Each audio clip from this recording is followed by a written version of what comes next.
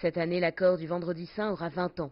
Il avait permis la suppression de la frontière entre la République d'Irlande, indépendante et membre de l'Union européenne, et l'Irlande du Nord, faisant partie du Royaume-Uni.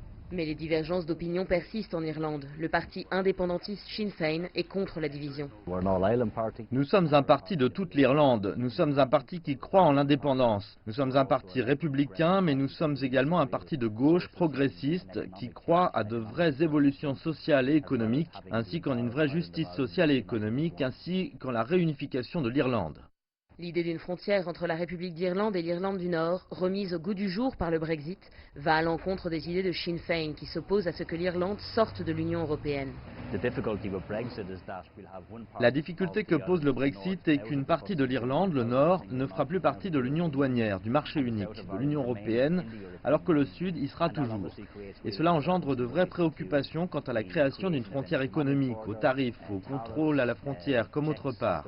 Cela menace également le processus de paix et l'accord du Vendredi Saint, car cet accord est arrivé après un long conflit en Irlande. C'était un compromis basé sur le prédicat que toute l'île irlandaise faisait partie de l'Union européenne, en prenant en compte les protections que cela octroie aux habitants du Nord comme du Sud. Il y a donc une réelle inquiétude concernant le Brexit du peuple irlandais tout entier. Sinn Féin s'oppose cependant à d'autres partis irlandais et notamment le Parti démocrate unioniste, allié au Premier ministre britannique Boris Johnson, qui refuse de voir l'Irlande du Nord traitée différemment du reste du Royaume-Uni. Le Premier ministre Boris Johnson a répété qu'il ne serait jamais impartial en ce qui concerne l'union de notre pays et nous en sommes ravis. Il ne sera jamais impartial sur cette union et il nous a dit qu'il ne soutiendrait pas une discussion quant à un référendum sur la question de la frontière. Nous sommes donc enchantés à l'idée de travailler avec le Premier ministre afin de renforcer cette union.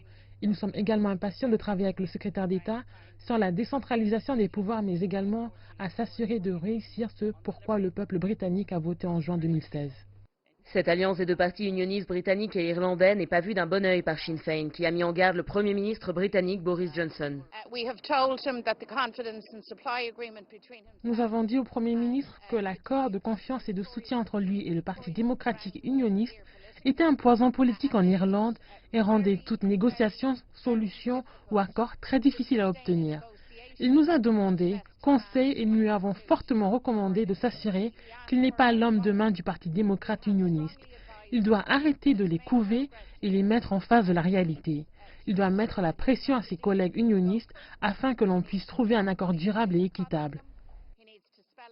La frontière entre les deux Irlandes est au cœur des négociations sur le Brexit. C'est une question extrêmement complexe, au contexte historique lourd, à tel point que même les différents partis irlandais ont du mal à s'accorder. Le filet de sécurité négocié par Theresa May et approuvé par l'Union européenne et le gouvernement de la République d'Irlande n'a les faveurs ni du nouveau gouvernement britannique, ni des partis indépendantistes ou unionistes en Irlande.